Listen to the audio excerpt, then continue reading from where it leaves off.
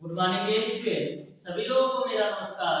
स्वागत करते हैं आप सभी का आपके अपने YouTube channel OD study point में। तो प्यारे दोस्तों, आज की क्लास में हम लोग सॉल्व करेंगे गोला चैप्टर के मोस्ट इंपॉर्टेंट क्वेश्चंस को। इसके पहले ऑलरेडी मैंने डियर स्टूडेंट इस चैप्टर पर आधारित एक क्लास दे रखा हूं, जिसमें मैंने आपको गोला के बेसिक कॉन्सेप्ट के साथ साथ 5 क्वेश्चन का सॉल्यूशन बहुत ही बेहतरीन तरीके से करवाया था। आज आप लोगों के लिए स्टूडेंट गोला चैप्टर की दूसरी क्लास है। आज की क्लास में भी डियर स्टूडेंट मैं आप लोगों को गोला चैप्टर के बहुत ही महत्वपूर्ण क्वेश्चन का सॉल्यूशन और बहुत ही बेहतरीन कॉन्सेप्ट के साथ कराने वाला हूं। प्रत्येक क्वेश्चन का सॉल्यूशन डियर स्टूडेंट मैं आप लोगों को इस तरीके से बताऊंगा कि यदि आप अच्छी तरीके से पूरी क्लास देख लेते हो तो गोला चैप्टर से रिलेटेड किसी भी टाइप का किसी भी तरीके से आपके पॉलिटेक्निक अथवा आईईआरटी एंट्रेंस एग्जाम में क्वेश्चन पूछ दिया जाएगा तो मैक्सिमम आप 5 से 10 सेकंड के अंदर सॉल्व कर सकते हो। इस तरीके से बेहतरीन कॉन्सेप्ट के साथ प्रत्येक क्वेश्चन का सॉल्यूशन मैं कराने वाला हूं। तो चलिए डियर स्टूडेंट स्टार्ट करते हैं आज की क्लास को। देखते हैं डियर स्टूडेंट आज का पहला क्वेश्चन। तो ध्यान से प्रत्येक क्वेश्चन के कॉन्सेप्ट को आपको समझना है। बहुत ही बेहतरीन तरीके से हम सारी चीजों को कवर करने वाले हैं। आप बिल्कुल ध्यान से समझिएगा जिससे आपको अच्छी तरीके से सारी चीजें समझ में आ सके। तो क्वेश्चन नंबर 1 आपका इस प्रकार से है, ध्यान से समझिएगा डियर स्टूडेंट कि क्वेश्चन नंबर 1 को कैसे सॉल्व करना है। क्वेश्चन नंबर 1 आपको दे रखा है, धातु की एक खोखली गेंद का बाहरी व्यास 6 सेंटीमीटर तथा इसकी मोटाई 1/2 सेंटीमीटर है, तो इस गेंद का आयतन क्या होगा ये आपको बताना है। और पाई की वैल्यू दे रखा है 22/7। यह क्वेश्चन आपके पॉलिटेक्निक एंट्रेंस एग्जाम 2011 में पूछा गया क्वेश्चन है। तो ध्यान से समझिएगा, खोखली गेंद का जो बाहरी व्यास दे रखा है वो आपको दे रखा है 6 सेंटीमीटर। तो खोखली गेंद का यदि आपका बाहरी व्यास डियर स्टूडेंट 6 सेंटीमीटर है तो बाहरी त्रिज्या कितनी होगी? तो बाहरी त्रिज्या आपकी हो जाएगी 3 सेंटीमीटर, क्योंकि जो आपका त्रिज्या होता है व्यास का आधा होता है। अब डियर स्टूडेंट यदि मैं बात करूं कि आंतरिक व्यास कितना हो तो इस तरीके से एक छोटा सा मैं खोखला गोला बना देता हूं। बाहरी व्यास आपका 6 सेंटीमीटर है, तो यहां से यहां तक आपकी बाहरी व्यास है और जिसकी वैल्यू ये दे रखे हैं 6 सेंटीमीटर। कितना है? बाहरी व्यास आपका है डियर स्टूडेंट 6 सेंटीमीटर और जो धातु की मोटाई है वो आपका 1/2 सेंटीमीटर। जो आपका धातु की मोटाई है डियर स्टूडेंट ये वाला पोर्शन जो धातु की मोटाई है वो आपको दे रखा है 1/2 सेंटीमीटर। तो 1/2 सेंटीमीटर यहाँ से भी घटेगा और 1/2 सेंटीमीटर आपका इधर से भी घटेगा। तो दोनों साइड से जब हम 1/2 सेंटीमीटर घटाएंगे तो आंतरिक व्यास कितना होगा? तो आपका डियर स्टूडेंट जो आंतरिक व्यास निकल कर आएगा वो आपका 5 सेंटीमीटर निकल कर आएगा, क्योंकि आधा सेंटीमीटर इधर मोटाई घटेगी और आधा सेंटीमीटर इधर मोटाई घटेगी तो पूरा 1 सेंटीमीटर घट जाएगा। तो जो आंतरिक व्यास मिलेगा वो आपको 5 सेंटीमीटर मिलेगा। तो आंतरिक त्रिज्या कितनी होगी? तो आंतरिक त्रिज्या आपका मिल जाएगा 2.5 सेंटीमीटर। यहां तक आपको क्लियर है? यहां तक आपको क्लियर है? तो गेंद का आयतन क्या होगा ये आपको बताना है। तो आपको पता है कि गोली कोष का जो आयतन होता है वो आपका होता है 4/3।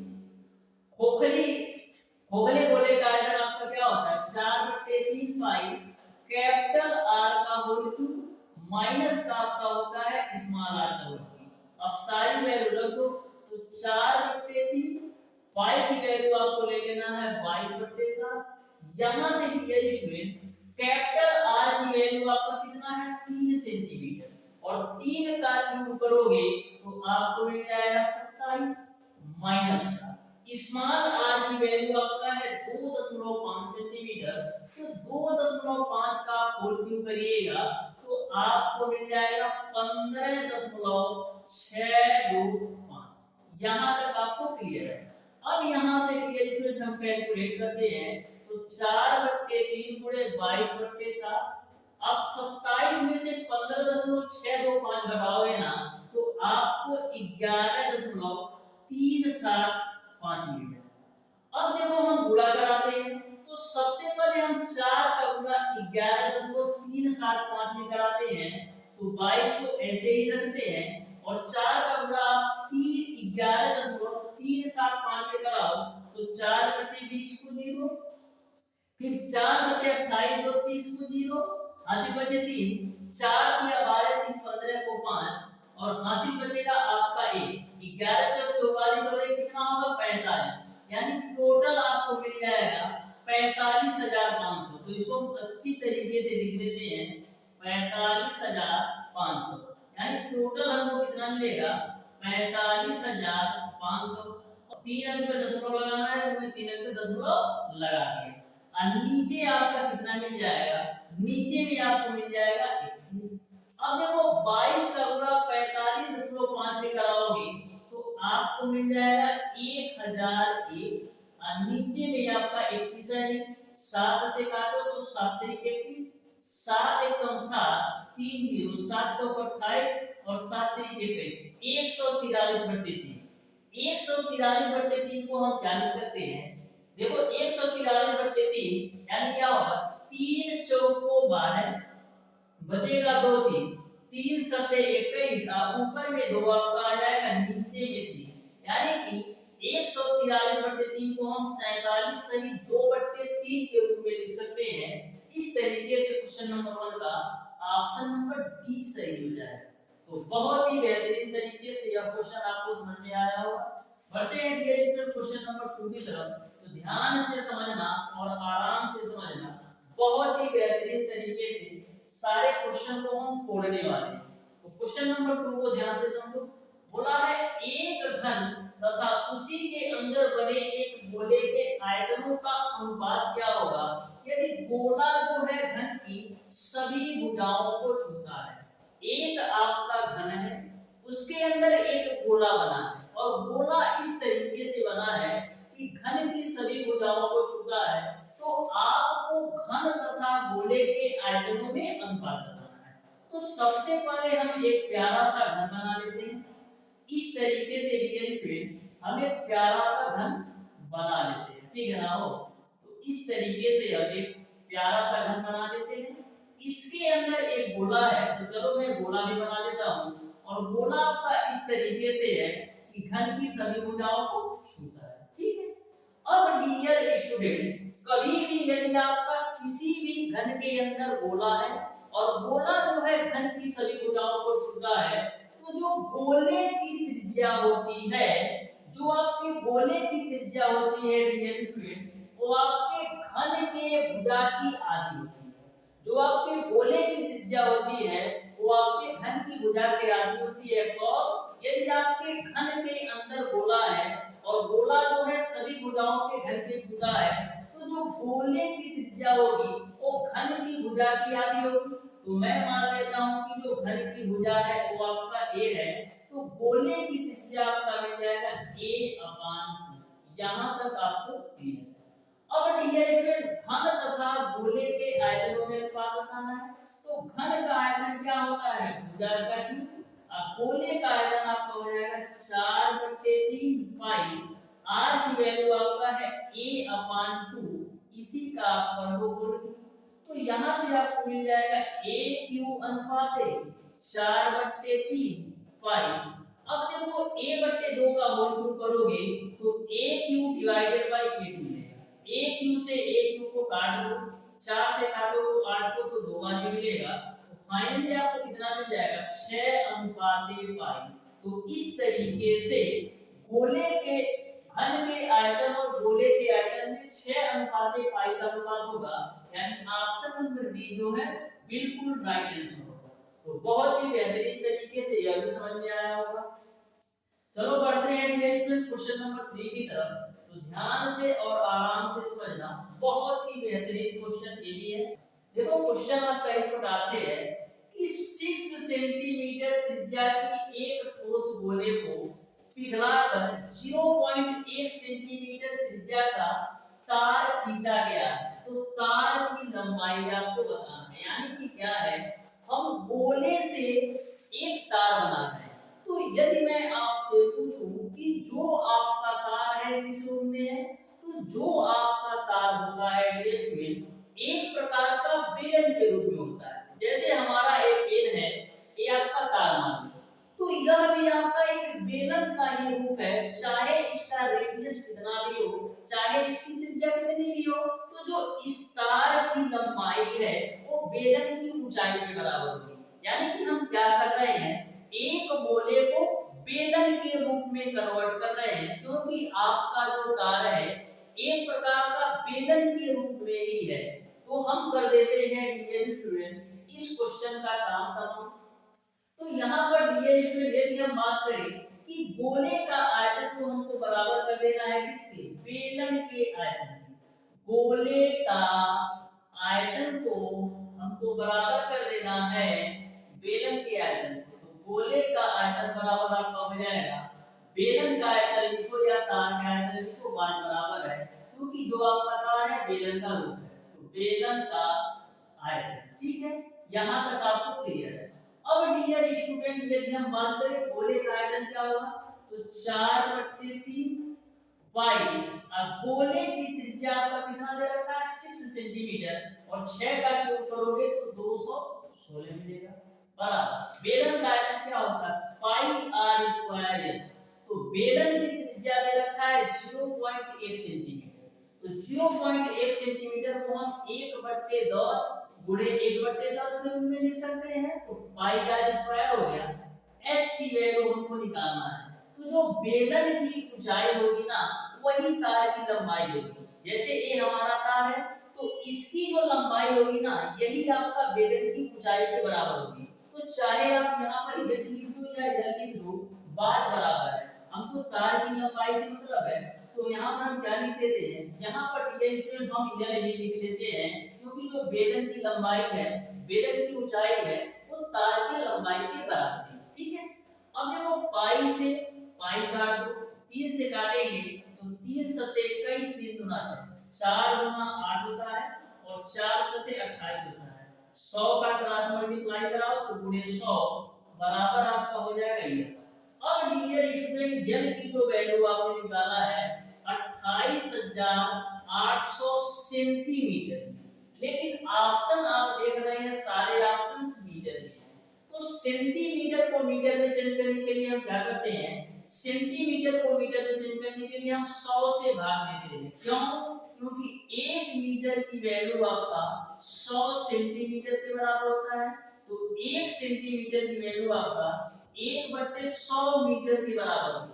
यानी सेंटीमीटर से मीटर में बदलने के लिए 100 से भाग करना होगा। तो डबल जीरो से डबल जीरो बच्चे में तो लंबाई आपको मिल जाएगी 288 मीटर।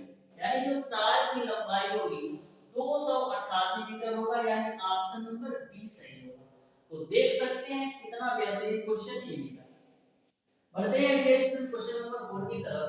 तो ध्यान से समझिएगा, बहुत ही बेहतरीन क्वेश्चन आपके सामने ये भी है। तो ध्यान से समझो इस क्वेश्चन को कैसे सॉल्व करना है।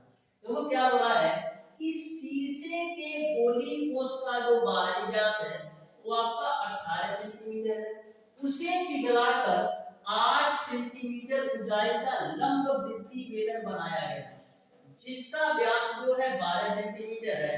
तो कोष का आंतरिक त्रिज्या सेंटीमीटर में क्या होगा, ये आपको बताना है। यानी कि हम क्या कर रहे हैं, कोई आपका गोलीय कोष है, इसको हम पिघला करके एक बेलन का रूप दे रहे हैं। कोई आपका गोली कोष है, इसको पिघला करके हम बेलन का रूप दे रहे हैं। तो कभी भी यदि आपका ऐसा क्वेश्चन पूछा जाता है कि हम एक शेप से दूसरे शेप में बदल रहे हैं, जैसे इस क्वेश्चन में गोली कोष से बेलन बना रहे हैं, तो ऐसे कंडीशन में जो आपका दोनों का आयतन होता है ना, एक दूसरे के बराबर कर देना होता है। यानी कि गोली कोष का जो आयतन होगा वो आपका बराबर होगा बेलन के आयतन। तो गोली कोष का आयतन क्या होता है 4/3 पाई कैपिटल आर का क्यूब माइनस का आपका होता है स्मॉल आर का क्यूब बराबर कर दो आप बेलन के आयतन से। तो बेलन का आयतन क्या होता है पाई। अब बेलन की त्रिज्या कितनी है तो व्यास यदि 12 सेंटीमीटर है तो त्रिज्या 6 सेंटीमीटर तो 6 गुणे 6 पाई आर स्क्वायर हो गया। बेलन की ऊंचाई आपका 8 है तो 8 रखो।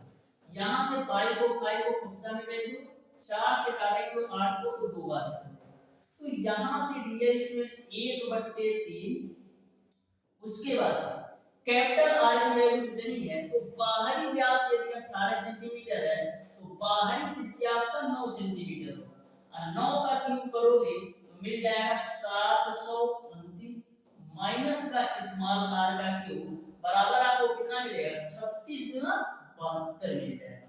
इसी को कैलकुलेट कर दो क्वेश्चन आपका सिंपल हो गया। तो मिलेगा आपको कितना 729 माइनस का स्मॉल आर का होल टू बराबर कितना मिलेगा 72 गुणे 3 करो तो 3 गुना 6 और 3 सत्ते 21 यानी आर क्यू की वैल्यू कितना मिल जाएगा 729 माइनस का 216। तो यहां से आर क्यू की वैल्यू मिलेगी 729 में से 216 घटाओ तो 9 में से 6 जाएगा 3 उसके बाद से 2 में से 1 जाएगा 1 7 में से 2 जाएगा 5 यानी आर क्यू की जो वैल्यू है वो आपने निकाल लिया 513। लेकिन आपको आर की वैल्यू चाहिए तो हम करते क्या है 513 का घनमूल निकालते हैं। तो 3 से काटोगे 3 एकम 3 3 सत्ते 21 3 एकम 3 3 पच्चे 15 3 सत्ते 21 3 से काटो 3 एकम 3 3 9 27 यानी कि केवल हमारा 3 का घनमूल बन रहा है यानी कि हमारा 3 क्यूब रूट ऑफ 19 मिल जाएगा। तो इस तरीके से डियर स्टूडेंट जो आपका त्रिज्या होगा गोली केस का जो आंतरिक त्रिज्या होगा 3 क्यूब रूट ऑफ 19 मिलेगा। यानी कि ऑप्शन नंबर जो है इस क्वेश्चन के 4 ऑप्शन है अच्छे से नोट कर लो। एक आपका है dear student 3 cube root of 19 और एक आपका है 6 क्यूब रूट ऑफ 21 और एक आपका है dear student 4 cube root of 19 और एक आपका है इनमें से कोई नहीं। तो इस तरीके से इस क्वेश्चन का ऑप्शन नंबर ए सही हो जाएगा। ठीक है तो अच्छी तरीके से यह भी क्वेश्चन समझ में आया होगा। बढ़ते हैं डियर स्टूडेंट क्वेश्चन नंबर 5 की तरफ। सभी क्वेश्चन को बहुत ही बेहतरीन तरीके से आपको समझ में आ रहा होगा क्योंकि बहुत ही सिंपल और आसान भाषा में मैं आपको प्रत्येक क्वेश्चन के कॉन्सेप्ट को बता रहा हूं। तो ध्यान से समझिएगा क्वेश्चन नंबर 5 बोला है आर सेमी अर्ध व्यास वाले ठोस को पिघला करके एक घन बनाया गया है। तो इस प्रकार बने बड़े से बड़े घन की एक भुजा की मान क्या होगी ए आपको क्या बोला जा रहा है कि आर सेमी अर्ध व्यास वाले हम ठोस को पिघला करके एक घन बना रहे हैं। तो आपको घन की भुजा का मान बताना है। तो कभी भी यदि आपका डियर स्टूडेंट ठोस को पिघला करके आप घन बनाते हो यानी कि यहाँ पर एक आर सेमी अर्ध व्यास वाला एक आपका ठोस गोला है एक आपका क्या है ठोस गोला है जिसको हम पिघला करके एक घन बना रहे हैं। तो आपको घन की भुजा का मान बताना है। तो ऐसे कंडीशन में डियर स्टूडेंट जो आपका घन का विकर्ण होता है ऐसे कंडीशन में जो आपका घन का विकर्ण 1/3 होता है ये आपका गोले के व्यास के बराबर होता है। कब जब हम किसी गोले को पिघला करके घन बनाते हैं तो जो हमारा घन का विकर्ण होता है वो आपका गोले के व्यास के बराबर होता है। तो गोले का व्यास क्या होगा 2 गुणे त्रिज्या। तो यहाँ से a की वैल्यू निकालोगे तो 2r डिवाइडेड बाय पानी के 3 मिल जाएगा। यानी कि जो आपका घन की भुजा होगी वो आपका 2r डिवाइडेड बाय पानी के 3 होगा। यानी ऑप्शन नंबर बी जो है बिल्कुल राइट आंसर होगा क्वेश्चन नंबर 5। समझ में तो अच्छी तरीके से आ गया होगा। तो ध्यान में रखिएगा कि जो आपका यदि आपका ठोस गोले से कोई घन बनाते हो तो जो आपका घन का विकर्ण होता है ना वो गोले के व्यास के बराबर होता है। तो बढ़ते हैं डियर स्टूडेंट क्वेश्चन नंबर 6 की तरफ। ध्यान से समझो इस क्वेश्चन को भी, यह भी आपका बिल्कुल सिंपल और आसान सा क्वेश्चन है। देखो क्या है, बोला है एक बेलनाकार बर्तन में जिसकी ऊंचाई दे रखा है 25 सेंटीमीटर और व्यास जो दे रखा है वो आपको दे रखा है 10 सेंटीमीटर, 24 सेंटीमीटर ऊंचाई तक पानी भरा है, 3 सेंटीमीटर त्रिज्या का एक गोली गेंद गिरा दी गई है, तो बर्तन में से जो पानी बाहर निकलेगा ये आपको बताना है। एक आपका कोई बेलन है, तो इस तरीके से मैंने एक बेलन बना ली जिसकी ऊंचाई इन्होंने दे रखा है 25 सेंटीमीटर। कितना दे रखा है? 25 सेंटीमीटर ऊंचाई है, और ये बोल रखे हैं कि हम 24 सेंटीमीटर तक पानी भर रखे हैं। तो आपको बताना है कि यदि हम इसमें 3 सेंटीमीटर का गोला डाल दें तो कितना पानी बाहर आएगा, ये आपको बताना है। तो सबसे पहले डियर स्टूडेंट हमारा काम क्या होता है? सबसे पहला हमारा काम ये है कि हम देख लेते हैं कि कितना भाग खाली है, यानी कि इस बेलन के कितने आयतन में और पानी आएगा, यानी कि खाली भाग का हम सबसे पहले आयतन देख लेते हैं। तो बेलन के खाली भाग का आयतन, तो यहाँ पर आप लिख लो खाली भाग का आयतन। तो खाली भाग का आयतन क्या होगा? खाली भाग का आयतन किसके बराबर होगा? पाई आर स्क्वायर, और ऊंचाई में क्या है? केवल और केवल आपका 1 सेंटीमीटर बाकी है, केवल और केवल आपका 1 सेंटीमीटर पानी भरना बाकी है, तो ऊंचाई में केवल आपका 1 सेंटीमीटर लेना है, क्योंकि यह भी आपका एक बेलन का ही रूप में है जिसका ऊंचाई 1 सेंटीमीटर है और इसकी भी त्रिज्या आपका 5 सेंटीमीटर की होगी। इसी को आपको कैलकुलेट कर लेना है। तो यहाँ से डियर स्टूडेंट पाई आर की वैल्यू 5, तो 5 बचे 25 गुणे 1 करोगे तो 25 पाई, यानी कि 25 पाई आयतन के बराबर हमारा अभी बेलन खाली, यानी कि बेलन के जो खाली भाग का आयतन है वो आपका 25 पाई है। अब हम देख ले रहे हैं कि जो हम 3 सेंटीमीटर का गोला डाल रहे हैं, आखिर में इसका आयतन कितना है? तो गोले का आयतन हम निकाल दो, गोले का आयतन। तो गोले का आयतन क्या होता है? 4/3 पाई, और गोले की त्रिज्या कितनी है? तो गोले की त्रिज्या 3 है, तो 3 का आप कर दो होल क्यूब, यहां से कैलकुलेट करते हैं।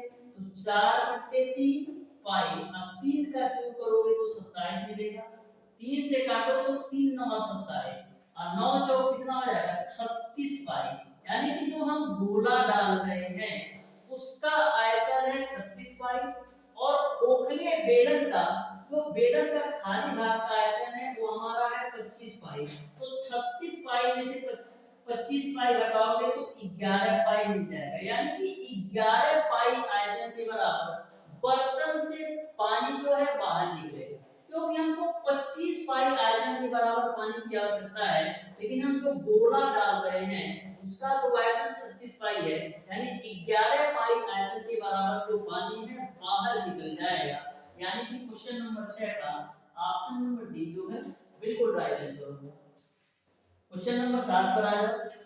ये भी आपका बहुत ही बेहतरीन सिंपल और आसान सा क्वेश्चन है, ध्यान से और आराम से समझो जिससे आपको अच्छी तरीके से समझ में आ सके। तो ध्यान से समझिएगा क्वेश्चन नंबर 7।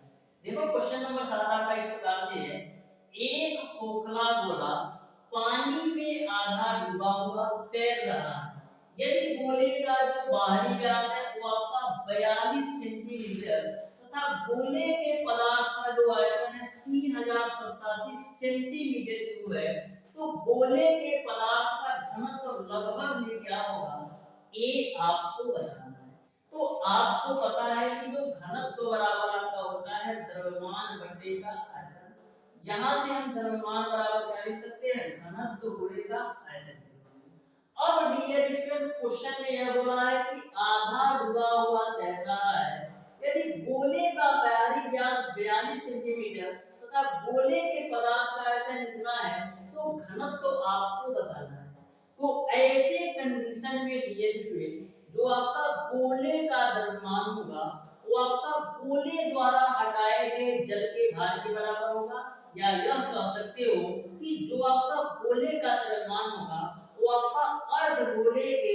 आयतन के बराबर होगा, क्योंकि आपका आधा भाग ही डूबा हुआ है।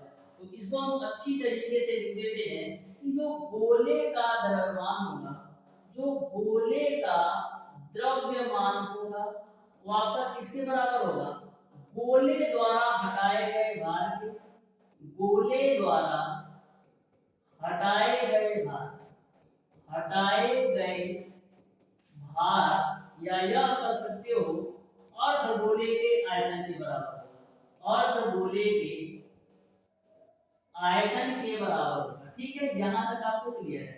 अब हम करते क्या है, गोले के द्रव्यमान को अर्धगोले के आयतन के बराबर कर देते हैं। तो गोले का द्रव्यमान बराबर क्या होगा, घनत्व गुणे आयतन। तो गोले का घनत्व नहीं पता है तो हम d मान लेते हैं, और आयतन आपको दे रखा है 3087, तो मैंने 3087 रख दिया, बराबर अर्धगोले का आयतन क्या होता है 2/3 पाई, और r की वैल्यू कितनी है, तो यदि व्यास आपका 42 सेंटीमीटर है तो त्रिज्या आपका 21 सेंटीमीटर होता है। तो हो जाएगा आपका 21 गुणे 21 गुणे 21 के रूप में। यहां तक आपको क्लियर है। अब डियर स्टूडेंट हम करते क्या है, कुछ कार्ड फिट करते हैं, देखते हैं क्या करने वाला है।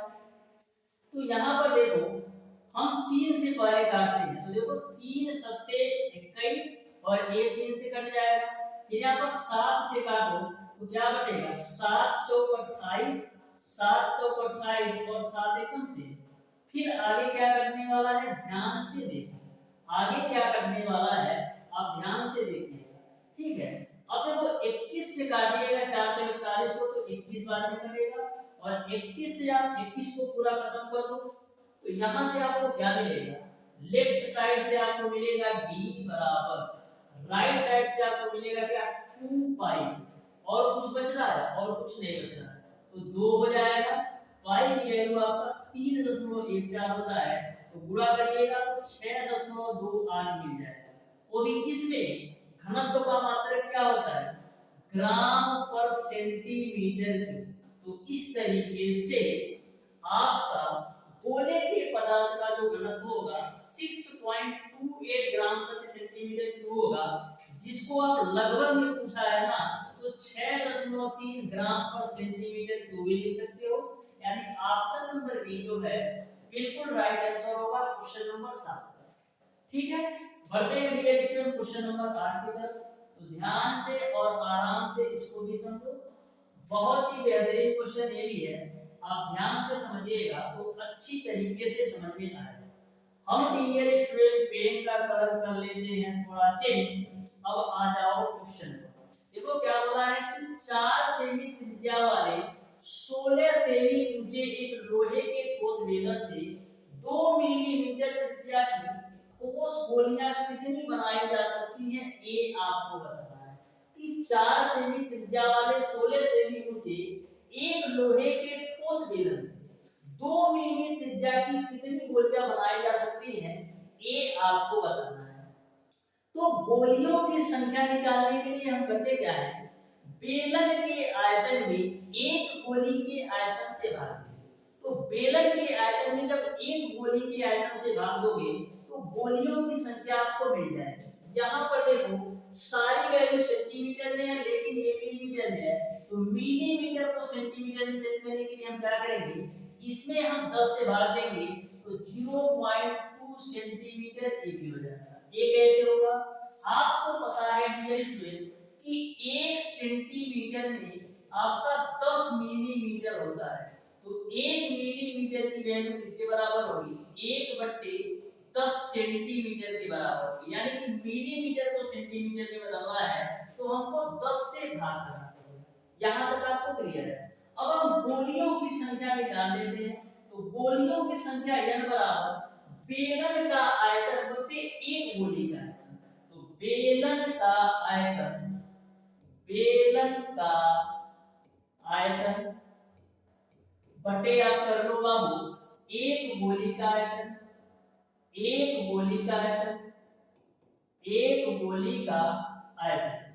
तो बेलन का आयतन क्या होता है, पाई आर स्क्वायर है। पाई बेलन की त्रिज्या कितनी दे रखा है 4 सेंटीमीटर, 4 का स्क्वायर करोगे 16 मिलेगा गुणे बेलन की ऊंचाई कितना दे रखा है 16 सेंटीमीटर, तो गुणे आपका 16 हो जाएगा, बटे गोले का आयतन, गोले का आयतन कितना होता है 4/3 पाई आर की, आर की वैल्यू है आपका कितना 0.2 सेंटीमीटर, 0.2 सेंटीमीटर, तो 0.2 सेंटीमीटर का आपको होल क्यूब करना है, तो इसको हम क्या लिख सकते हैं, इसको हम लिख देते हैं 2/10 के रूप में, जिससे कैलकुलेशन सिंपल हो जाए, तो मिल जाएगा आपको 2/10 गुणे 2/10 गुणे आपका हो जाएगा 2/10 के रूप में, तो 4/3 पाई आर क्यूब हो गया।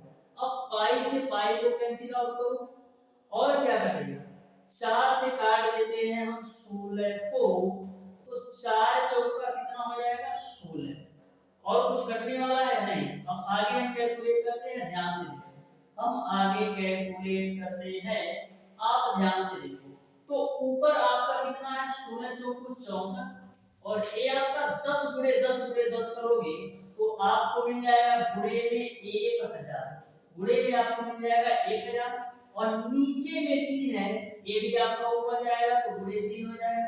अब बट्टे में क्या आएगा 2 दूना 4 दूना 8, तो बट्टे में आपका 8 आ जाएगा, 8 अठाए कितना होता है 64, तो 8 का गुणा 3 में करोगे तो 24 आएगा, और 3 जो 0 चिपका दो, तो इस तरीके से हम 24,000 गोलियां बना सकते हैं, यानी कि क्वेश्चन नंबर 8 का ऑप्शन नंबर जो सी होगा बिल्कुल राइट आंसर होगा। बढ़ते हैं स्टूडेंट क्वेश्चन नंबर 9 की तरफ, तो ध्यान से समझिएगा क्वेश्चन नंबर 9 को भी, ये भी आपका बहुत ही बेहतरीन, बहुत ही सिंपल और बहुत ही आसान क्वेश्चन है, तो ध्यान से आप समझिएगा क्वेश्चन नंबर 9। तो देखो क्वेश्चन नंबर 9 आपका किस तरीके से, पेज का कलर हम कर लेते हैं थोड़ा सा चेंज।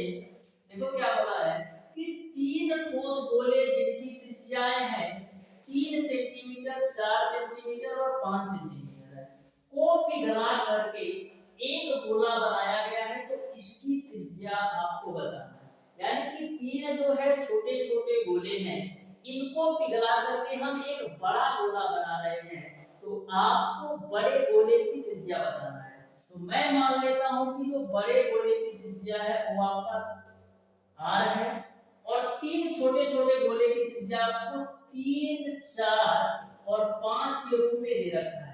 तो कभी भी यदि आपको ऐसा क्वेश्चन पूछा जाए कि हम 3 छोटे छोटे गोलों को पिघला करके एक बड़ा गोला बना रहे हैं, तो आप क्या करो बड़े गोले के आयतन को बराबर कर दो तीनों गोलों के आयतन से, तो बड़े गोले का आयतन क्या होगा 4/3 पाई कैपिटल आर का होल क्यूब बराबर कर दो 3 सेंटीमीटर वाले गोले का आयतन प्लस 4 सेंटीमीटर गोले का आयतन प्लस 5 सेंटीमीटर गोले का आयतन, तो 3 सेंटीमीटर वाले गोले का आयतन क्या होगा 4/3 पाई 3 का होल क्यूब, और 4 सेंटीमीटर गोले वाले आयतन में क्या होगा 4/3 पाई 4 का होल क्यूब, और 5 सेंटीमीटर वाले गोले का आयतन क्या होगा 4/3 पाई 5 का होल क्यूब। ठीक है, अब देखो 4/3 पाई है तो 4/3 पाई आर क्यूब लिखो, अब देखो 4/3 पाई यहाँ पर भी है, यहाँ पर भी है और यहाँ पर भी है, तो सारे जगह से हम 4/3 पाई कॉमन लेंगे। अब देखो 3 का क्यूब करोगे तो 27, 4 का क्यूब करोगे तो 64, और 5 का क्यूब करोगे तो 125। 4/3 पाई से 4/3 पाई कैंसिल, तो r क्यूब की वैल्यू कितनी मिलेगी, तो 27, 64 और 125 जोड़ोगे तो 216 मिलेगी, तो यहां से r की वैल्यू मिल जाएगी 6 सेंटीमीटर, यानी बड़े गोले की जो त्रिज्या होगी वो आपका 6 सेंटीमीटर होगा, यानी ऑप्शन नंबर सी जो है बिल्कुल राइट आंसर होगा क्वेश्चन नंबर 9। तो बहुत ही बेहतरीन तरीके से ऐसे क्वेश्चन को खोल सकते हो, बिल्कुल सिंपल और आसान भी। बढ़ते हैं डियर स्टूडेंट आज की क्लास के लास्ट क्वेश्चन पर, तो ध्यान से समझिएगा, ये आज की क्लास का लास्ट क्वेश्चन है और बहुत ही बेहतरीन क्वेश्चन है, तो ध्यान से समझना इस क्वेश्चन को कैसे सॉल्व करना है, ध्यान से समझना। देखो देखो क्वेश्चन आपका किस तरीके से है, बोला है एक अर्धगोला और एक लंबवृत्तीय शंकु 4 सेंटीमीटर व्यास के उभयनिष्ठ आधार पर विपरीत दिशाओं में है। शंकु का शीर्ष कोण समकोण है। यदि एक बेलन इस कोष के परिगत बनाया गया है तो और स्थान कितना घेरेगा, ये आपको बताना है। तो देखो क्या बोला है, एक आपका अर्धगोला है, तो लो जी भैया हम यहाँ पर एक अर्धगोला बना लेते हैं। एक आपका क्या है, एक अर्धगोला है, ठीक। और एक लंब वृत्तीय शंकु है, तो यहाँ पर इसी के ऊपर डियर स्टूडेंट एक आपका एक लंब वृत्तीय शंकु है। 4 सेंटीमीटर व्यास के उभयनिष्ठ आधार, यानी कि जो आपका शंकु के आधार का व्यास है वही आपका गोले के भी आधार का व्यास है। तो यदि आपका व्यास 4 सेंटीमीटर है तो त्रिज्या कितनी हो जाएगी? यदि आपका व्यास 4 सेंटीमीटर है तो त्रिज्या आपका 2 सेंटीमीटर हो जाएगा। त्रिज्या आपका कितना हो जाएगा? 2 सेंटीमीटर हो जाएगा, ठीक है। ये उभयनिष्ठ आधार पर विपरीत दिशाओं में है। शंकु का शीर्ष कोण समकोण है। यदि एक बेलन इस कोष के परिगत बनाया गया है तो कितना और स्थान घेरेगा, ये आपको बताना है कि कितना और स्थान घेरेगा। यहाँ पर क्वेश्चन में ट्विस्ट ये है कि लंब वृत्तीय शंकु व्यास के उभयनिष्ठ आधार, व्यास के उभयनिष्ठ आधार पर बनाया गया है। तो यहाँ पर यदि हम शंकु की हाइट की बात करें तो ए भी आपका 2 सेंटीमीटर होगा। अब इसी के बाहर डियर स्टूडेंट यदि हम इसके परिगत एक बेलन ऐसे बनाते हैं तो कितना स्थान और घेरेगा, ये आपको बताना है। तो सबसे पहले हमारा काम ये होगा कि हम शंकु और अर्धगोले का आयतन निकाल लें। सबसे पहले हम क्या करते हैं, शंकु और अर्धगोले का आयतन निकाल लेते हैं। तो शंकु का आयतन क्या होगा? तो डियर स्टूडेंट शंकु का आयतन क्या होगा? शंकु की बात करें कि शंकु का आयतन क्या होगा, तो शंकु का आयतन होता है 1/3 पाई आर स्क्वायर, ठीक है।